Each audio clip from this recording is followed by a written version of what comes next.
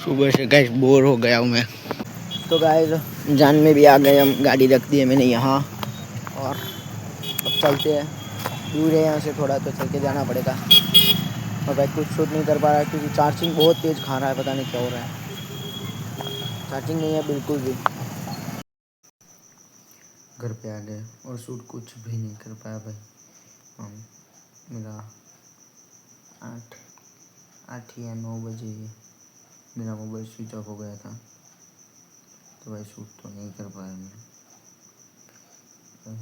और अभी बज रहे हैं 1:19, मतलब 20 मिनट, 1:30 बजने वाला।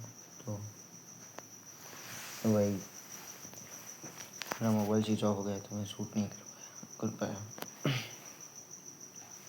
भाई इस लोग को एंड करते हो, कल भी बाहर जाना है शायद मुझे शादी में, और तो इस लोग को तो नहीं एंड करते। मिलते हैं जल्दी से नए व्लॉग में। तो thank you so much for watching, bye.